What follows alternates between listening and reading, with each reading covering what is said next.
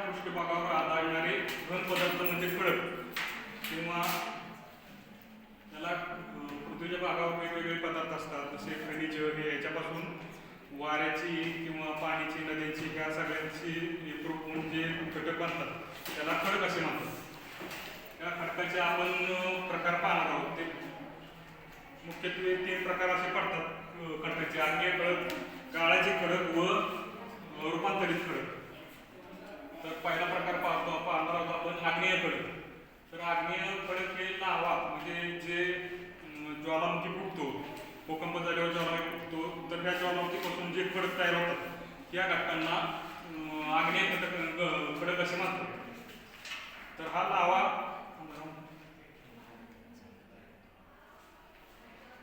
जो लावा आहे जो याच्यातून बाहेर पडतो पृथ्वीच्या पोटातून, हा लावा अनेक वेळा असं वर येऊन परत थंड होतो.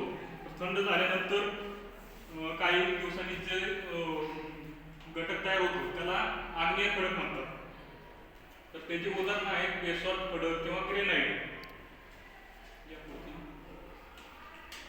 तर त्याचा हे आपण चित्र पाहतोय की हा असं याच्यातून मॅग्मा बाहेर पडतो आणि ज्वालामुखी फुटल्यानंतर हा मॅग्मा बाहेर पडतो आणि तो असा सर्वत्र पसरतो आणि तो जर नंतर थंड ज्यावेळी होतो त्यावेळी हे असा ह्या प्रकारचा खडक तयार होतो. याला आग्नेय खडक असे म्हणतात. तर पुढचा आहे हा गाळाचा खडक.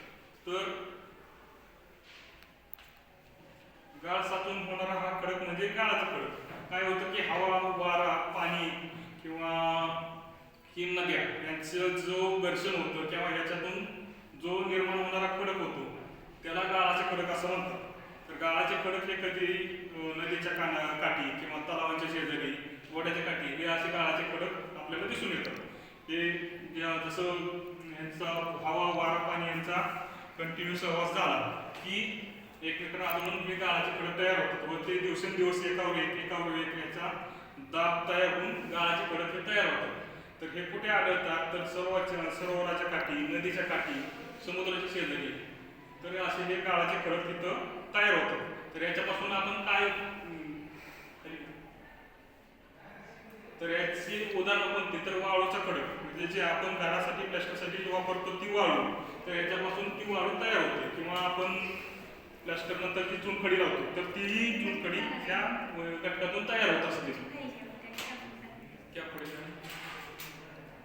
आपण याचे चित्र पाहतोय की हे हा जो चित्र आहे हे वाळवंटातला आहे की सारखं कंटिन्यू वारा याच्यापासून हे खडक छोटे होत जातात, एकमेकांवर आदळी दगड मोठमोठे वादळ आली काही ती दगड एकमेकांवर आदळतात व आदळल्यानंतर त्यांचं घटक हे छोट्या छोट्या अंकुरांमध्ये होतं, त्याच्यामुळे ही तयार होतात. आणि हे बघितलं की आपण हीच वाळू दिवसेंदिवस एकावर एक असं साठत राहते आणि त्याचा दाब होऊन हे असे खडक तयार होतात. हे खडक जास्त करून वाळवंटात किंवा राजस्थानच्या ह्या भागात हे असे खडक आढळून येतात आपल्याला.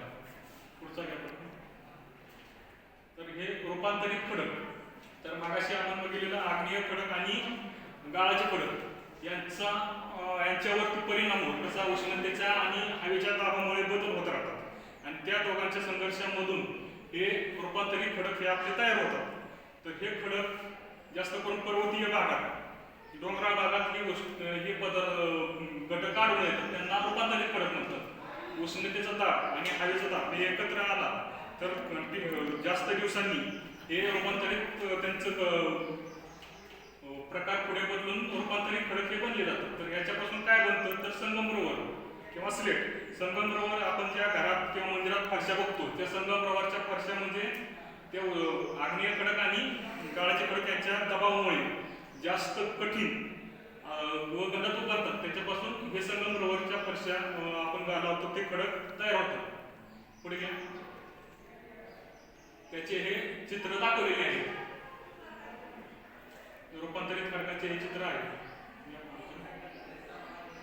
तर ह्या खडकांचा उपयोग आपण कुठे करतो तर घरे बांधण्यासाठी किंवा रस्ते बांधण्यासाठी, किल्ल्यांवरती आपण बघतो आपण मोठे मोठे दगड असेल तर ह्या दगडांचा उपयोग हा घरे बांधण्यासाठी, रस्ते बांधण्यासाठी होतो. तसेच वेगवेगळे धातू आपण लोखंड हे बघतो असे जे धातू आहेत हे वेगवेगळे धातू ह्या अशा दगडांपासून बनलेले असतात की जे जास्त आघातामुळे त्यामुळे अजून कठीण होत जातात. जास्त दिवसांनी हे कठीण झाल्यानंतर हे धातू तयार होतात आणि त्या खडकांपासून आपण शिल्प किंवा मंदिरातल्या मूर्त्या अशा ज्या गोष्टी आपण मूर्त्या बघतो, या ज्या सगळ्या मूर्त्या असतात त्या या खडकांपासून तयार होतात. हे असे आपण खडकांचे उपयोग पाहिलेले आहेत.